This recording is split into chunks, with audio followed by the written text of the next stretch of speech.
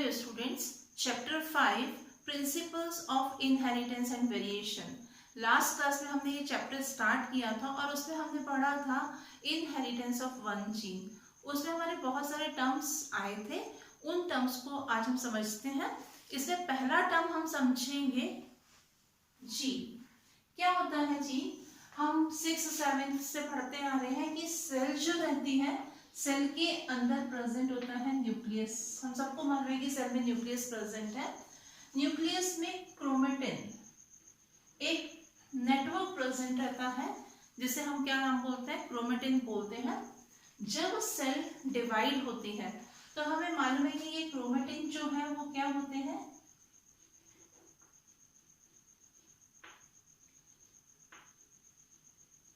कुछ इस तरह का स्ट्रक्चर जिसको हम क्रोमोसोम बोलते हैं, क्रोमोसोम बना देते हैं। अब ये जो क्रोमोसोम रहते हैं, क्रोमोसोम हमको मालूम है, हमने 11th क्लास में पढ़ा हुआ है कि क्रोमोसोम्स जो होते हैं वो बने होते हैं डीएनए के। तो यहाँ पर होता है, इसमें ये क्रोमोसोम किससे बना हुआ है? डीएनए से बना हुआ है।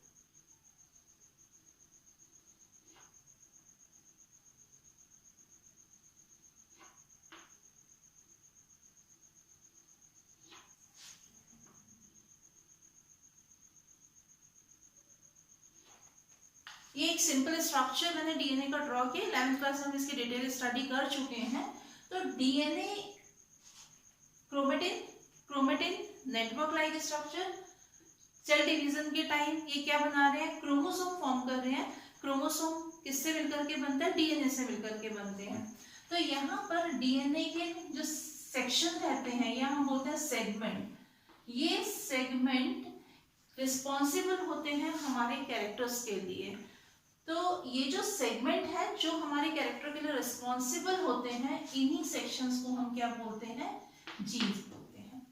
तो ये हमारे कैरेक्टर के लिए रिस्पॉन्सिबल है। साथ में प्रोटीन सिंथेसिस की इंफॉर्मेशन जो होती है वो इसमें कोड होती है। तो हम बोल सकते हैं कि डीएनए के वो सेगमेंट जो किसी न किसी कैरेक्टर के लिए रिस्पॉन्सिबल होते हैं या जिनमें प्रोटीन सिंथेसिस की इंफॉर्मेशन कोड होती है, उसे हम बोलते हैं जीन।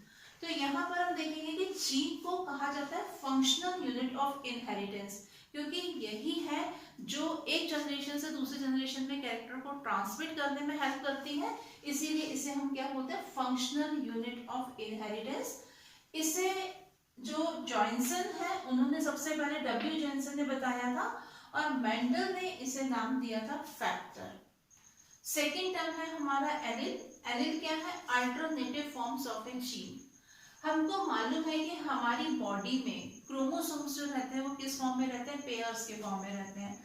आपको मालूम है कि हमारी बॉडी में क्रोमोसोम्स जो हैं वो इस तरह से पेयर के फॉर्म में रहते हैं। यहाँ पर हम बोल सकते हैं कि क्या प्रेजेंट है? ये जो सेगमेंट जो किसी ना किसी कैरेक्टर के लिए रिस्पॉन्सिबल है, जिसे हमने क्या नाम दिया था? जीन नाम दिया था। तो यहाँ पर हम क्या बोलेंगे? यहाँ पर ये जो क्रोमोसोम का पेयर है, इस पर वो जो जीन है वो भी किस फॉर्म में हो गए? पेयर के फॉर्म में हो गए। तो यहाँ पर हम इसको, ये तो क्या है? हमारा है जीन, और इस सिंगल को हम क्या बोलते हैं? एलिल बोलते हैं। जैसे हमने लास्ट क्लास में पढ़ा था, एक जीन हम देखते हैं यहाँ पर टॉलनेस के लिए हमने यूज किया था कैपिटल टी को। तो ये क्या है? ये जीन है। और यहाँ पर हम बोलेंगे ये क्या हो जाएगा? ये होगा एलिल। मींस एलिल जो है वो क्या है? जीन के डिफरेंट फॉर्म हो सकते हैं। यहाँ पर हम बात करते हैं हाइट के लिए। तो हाइट के लिए हम क्या बोलेंगे कि जीन है, पर हाइट शॉर्ट है ये लॉन्ग है। तो शॉर्ट हाइट के लिए हमने देखा था स्मॉल टी का यूज किया था, तो वो एक एलिल था। टॉल हाइट के लिए, टॉलनेस के लिए हमने यूज किया था कैपिटल टी, तो वो अपने आप में क्या था? वो एक एलिल था। तो जैसा हमने लास्ट क्लास में देखा था कि जब हमने इनहेरिटेंस ऑफ वन जीन पढ़ा था, तब हमने क्रॉस कराया था पेरेंट प्लांट का। तो वहां पर हमने टॉल प्लांट और ड्वार्फ प्लांट का क्रॉस कराया था। तो जो हमें F1 जनरेशन मिली थी, F1 जनरेशन में हमें जितने भी प्लांट मिले थे उनमें कैपिटल टी और स्मॉल टी प्रेजेंट था। यहाँ पर हम देखेंगे कि ये जो जीन है इसे हम क्या बोलेंगे, जीन बोलेंगे। और यहाँ पर 2 एलील प्रेजेंट है, एक कैपिटल टी है और एक स्मॉल टी है। तो हम ये बोल सकते हैं कि ये जो जीन है इसका जो सिंगल पार्ट है इसको हम क्या बोलते हैं, एलील बोलते हैं। और एलील जो है वो सेम भी हो सकते हैं या कॉन्ट्रास्टिंग कैरेक्टर के भी हो सकते हैं। जैसे अगर हम यहाँ पर बात करते हैं, इसे लेते हैं, तो यहाँ पर आप क्या देख रहे हो, इस जीन में जो एलील है वो कैसे है, सेम एलील है। अगर हम यहाँ पर देखते हैं स्मॉल टी लेते हैं, जो कि मैंडल ने अपने एक्सपेरिमेंट में क्या किया था कि जो ड्वार्फनेस थी उसके लिए उन्होंने जो जीन शो किया था वो किससे किया था, स्मॉल टी से शो किया था उससे। तो यहाँ पर हम देखेंगे यहाँ पर क्या है, ये भी ये एलील है। तो एलील जो है वो क्या हो सकते हैं, एक से ज्यादा एलील, डिफरेंट टाइप के एलील्स हैं। जैसे यहाँ पर कैपिटल टी हुआ, यहाँ पर कैपिटल टी स्मॉल टी हो गया। तो यहाँ पर हम क्या बोलेंगे, हाइट के लिए डिफरेंट एलील हैं। हाइट के लिए हम सिर्फ कैपिटल टी का यूज नहीं कर रहे हैं, टॉलनेस के लिए हम यूज कर रहे हैं कैपिटल टी को, और ड्वार्फनेस के लिए हम यूज कर रहे हैं स्मॉल टी को। तो यहाँ पर हम क्या बोलेंगे कि जो एलील होते हैं वो डिफरेंट फॉर्म में होते हैं और जीन्स का ही क्या है, अल्टरनेटिव फॉर्म होता है, क्या, एलील। अब हम देखते हैं लोकस क्या होते हैं। हमें मालूम है कि यहाँ पर क्रोमोसोम है हमारे पास में, ये क्रोमोसोम है। और अभी हमने देखा कि क्रोमोसोम के ऊपर क्या प्रेजेंट है, जीन, यानी कि डीएनए प्रेजेंट है। तो डीएनए का वो सेगमेंट जो किसी ना किसी कैरेक्टर का रिस्पॉन्सिबल होता है उसे हम जीन बोलते हैं। तो सपोज कीजिए यहाँ पर ये जीन प्रेजेंट है, ठीक है। यहाँ पर हम देखेंगे एक क्रोमोसोम हम लेते हैं, यहाँ पर ये जीन जो है ये जीन प्रेजेंट है। तो इस जगह पर, जिस जगह पर जीन प्रेजेंट होता है क्रोमोसोम पर, उसे हम बोलते हैं उसका लोकस। तो हम बोल सकते हैं लोकस के position of gene on a chromosome. Chromosome पर जीन जिस जगह पर है, जिस पोजीशन पर है, उस पोजीशन को हम क्या बोलेंगे, लोकस बोलेंगे। नेक्स्ट हम देखते हैं फिनोटाइप। और फिनोटाइप होता है स्टडी ऑफ फिजिकल अपीयरेंस। यहाँ पर हम देखेंगे कि हमारे पास में प्लांट जो है वो टॉल है या ड्वार्फ है। फ्लावर का कलर जो है वो हमारे पास में रेड है या वाइट है। सीड येलो है या ग्रीन है। तो जो फिजिकल अपीयरेंस होता है इसी को हम क्या बोलते हैं, फिनोटाइप। नेक्स्ट टर्म है हमारा जीनोटाइप।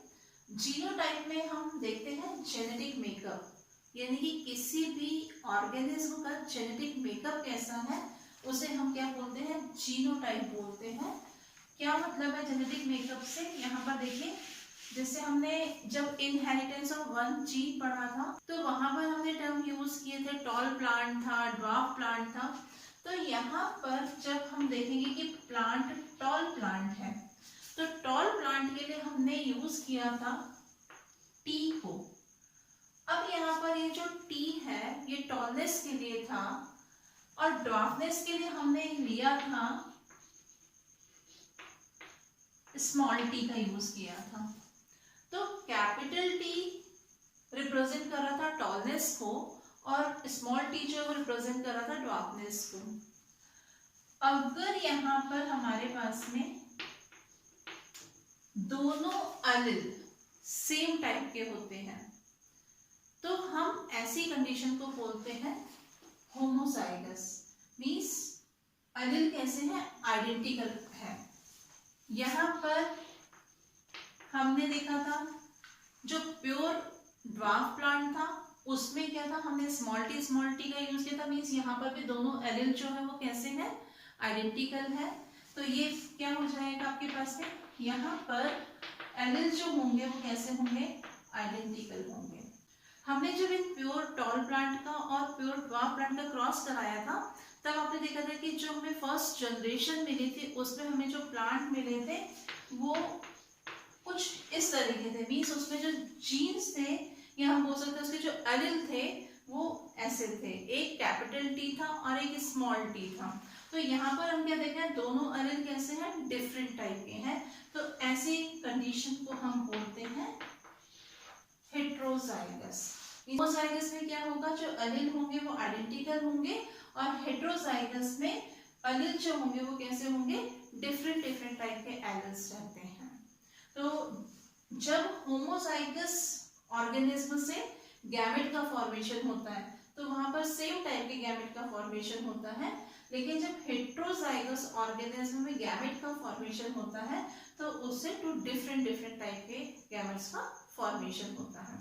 तो इस तरह से हम देखेंगे कि फिनोटाइप क्या है। फिनोटाइप होता है फिजिकल अपीयरेंस, और जीनोटाइप होता है जेनेटिक मेकअप, कि उसके अंदर जो जीन्स हैं वो किस टाइप के हैं। नेक्स्ट टर्म है हमारा क्रॉस।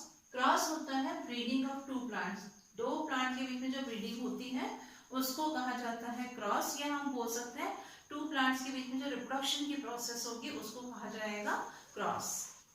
नेक्स्ट है फिलियल। फिलियल हमने पढ़ा था लास्ट क्लास में कि जब पेरेंट्स प्लांट का क्रॉस कराया गया था तो उसे फर्स्ट जनरेशन मिली थी, फर्स्ट जनरेशन से सेकंड जनरेशन मिली थी, सेकंड से थर्ड जनरेशन बनती है। तो इस तरह से जो जनरेशन बनती है, जो नेक्स्ट जनरेशन आती है, उसी को हम बोलते हैं फिलियल। तो वहां पर डिफरेंट डिफरेंट टाइप की जनरेशन, फर्स्ट जनरेशन मिली उसे हम F1 बोलते हैं, सेकंड जनरेशन मिलेगी उसे हम F2 जनरेशन बोलते हैं, थर्ड जनरेशन मिलेगी उसे F3 जनरेशन बोलते हैं। ये फिलियल 1, फिलियल 2 और फिलियल 3 मीन्स जो नेक्स्ट जनरेशन हमको मिल रही है उसे हम क्या बोलते हैं, फिलियल बोलते हैं। नेक्स्ट टर्म है हमारा पनेट स्क्वायर। पनेट स्क्वायर क्या है, graphical representation used to determine the probability of an offspring expressing a particular genotype. Particular genotype जो एक्सप्रेस होता है ऑफ स्प्रिंग्स के बीच में, उसकी प्रोबेबिलिटी का जो ग्राफिकल रिप्रेजेंटेशन होता है उसी को हम क्या बोलते हैं, पनेट स्क्वायर बोलते हैं। अगर हम पेरेंट प्लांट लेते हैं, यहाँ पर हमने दो प्लांट लिए, एक प्लांट हमारे पास में टॉल प्लांट है और एक प्लांट हमारे पास में कैसा है, ड्वार्फ प्लांट है। इसके बीच में जब क्रॉस कराया जाएगा तो यहाँ पर गैमेट का फॉर्मेशन होगा कुछ इस तरह से।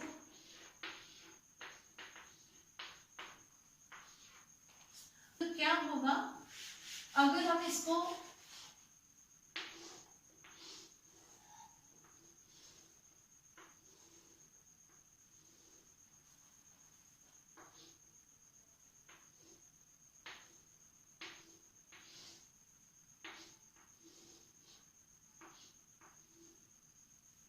ये जो गैमेट फॉर्म हुए हैं इन गैमेट्स को हम लिखेंगे यहाँ पर, और यहाँ पर लिख दिया हमने, इस गैमेट को हमने लिखा यहाँ पर और यहाँ पर।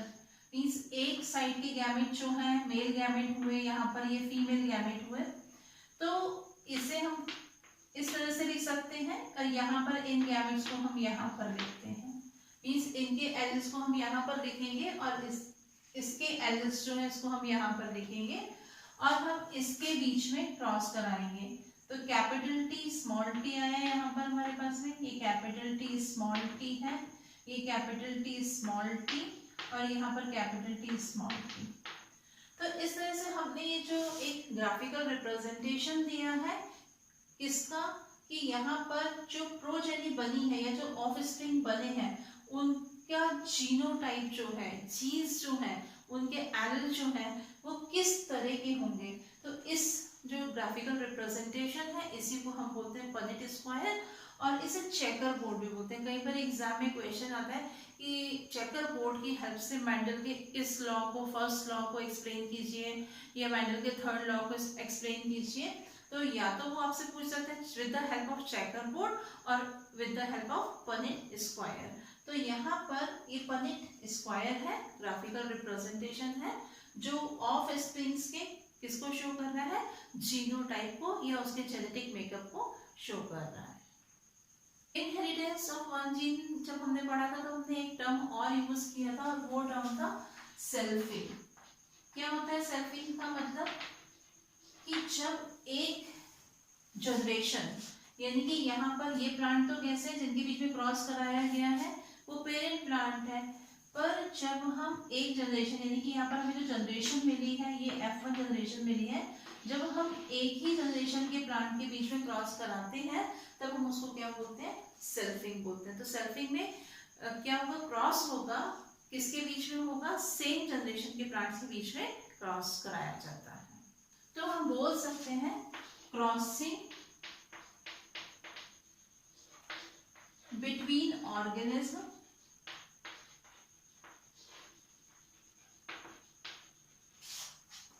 ऑफ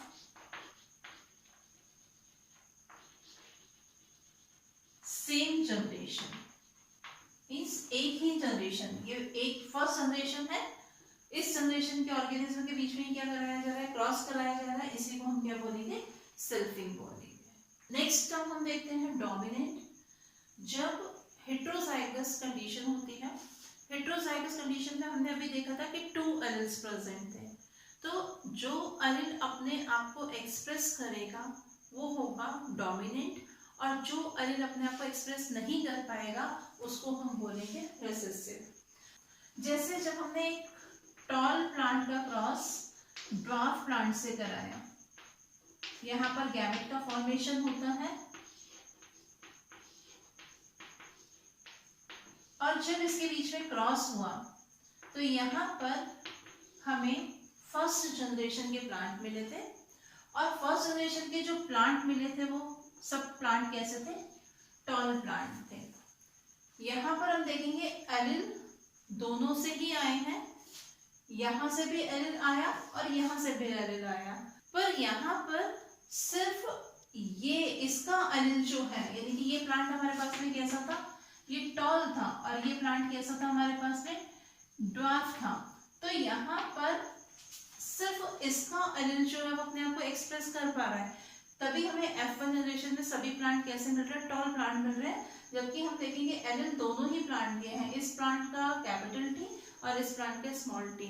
तो यहाँ पर ये जो है ये एलील अपने आप को एक्सप्रेस कर पा रहा है, इसीलिए कैसा है, ये डोमिनेंट है, और ये अपने आप को एक्सप्रेस नहीं कर पा रहा है, इसीलिए क्या है, कैसा है, ये रिसेसिव है। नेक्स्ट टर्म हम देखेंगे मोनोहाइब्रिड क्रॉस। मोनोहाइब्रिड क्रॉस जब कॉन्ट्रास्टिंग कैरेक्टर के सिंगल पेयर को लेकर के क्रॉस कराया जाता है उसे हम बोलते हैं मोनोहाइब्रिड क्रॉस। ये क्रॉस जो था वो मोनोहाइब्रिड क्रॉस है। क्यों इसे मोनोहाइब्रिड कहा है, क्योंकि हमने एक ही कैरेक्टर लिया है, हाइट को लिया है, तो हमने यहाँ पर जब हाइट को लेकर के सिर्फ क्रॉस कराया तब हम इसे कौन सा क्रॉस बोलेंगे, मोनोहाइब्रिड क्रॉस। तो हम यहाँ पर सिर्फ सिंगल कैरेक्टर को लेकर के जब क्रॉस करा रहे हैं, मीन्स हम यहाँ पर हाइट को लेकर के क्रॉस करा रहे हैं, तो ये क्रॉस जो होगा वो कैसा होगा, मोनोहाइब्रिड क्रॉस होगा। नेक्स्ट टर्म हम देखते हैं डायहाइब्रिड क्रॉस। डायहाइब्रिड क्रॉस वो क्रॉस होता है जो 2 कॉन्ट्रास्टिंग कैरेक्टर को लेकर के कराया जाता है, तो cross between 2 pair of contrasting character, इसे हम बोलते हैं डायहाइब्रिड क्रॉस। कैसे होता है ये क्रॉस, यहाँ पर हमने एक प्लांट लिया, टॉल प्लांट है, इसमें जो सीड है वो कैसे है, राउंड शेप के सीड है, इसका क्रॉस हम करा रहे हैं ड्वार्फ प्लांट के साथ में, और इसके सीड जो है वो कैसे हैं, रिंकल है। तो यहाँ पर हम क्या देख रहे हैं, यहाँ पर हमने क्या लिया, यहाँ पर हमने हाइट ली है, हाइट ली, और ये जो है ये क्या है, हाइट के साथ में शेप ऑफ सीड है। तो यहाँ पर हम 2 कैरेक्टर्स को लेकर के 2 कॉन्ट्रास्टिंग कैरेक्टरों के बीच में क्या कर रहे हैं, क्रॉस करा रहे हैं, इसीलिए इसे कहा जाता है डायहाइब्रिड क्रॉस। ट्राइहाइब्रिड क्रॉस जिसमें हम 3 पेयर ऑफ कॉन्ट्रास्टिंग कैरेक्टर में क्रॉस कराएंगे उसको हम क्या बोलेंगे, ट्राइहाइब्रिड क्रॉस।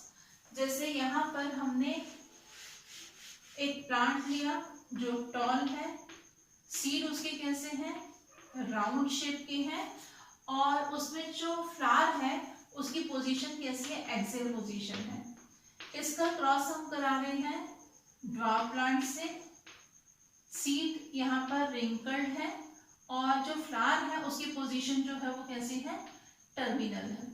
तो यहाँ पर हम क्या देखेंगे, हमने 3 कैरेक्टर लिए हैं, एक यहाँ पर हुआ हाइट,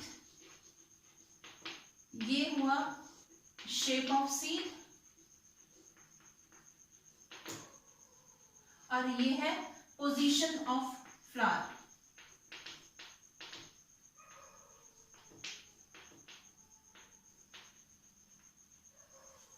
तो क्या है इसमें, कि 3 कैरेक्टर को लेकर के क्रॉस कराया जा रहा है, 3 कॉन्ट्रास्टिंग कैरेक्टर के बीच में क्रॉस कराया जा रहा है, तो ऐसे क्रॉस को हम बोलते हैं ट्राई हाइब्रिड क्रॉस। तो आज हमने इस चैप्टर के बहुत सारे टर्म्स सीखे। नेक्स्ट क्लास में इसी चैप्टर को कंटिन्यू करेंगे। Thank you.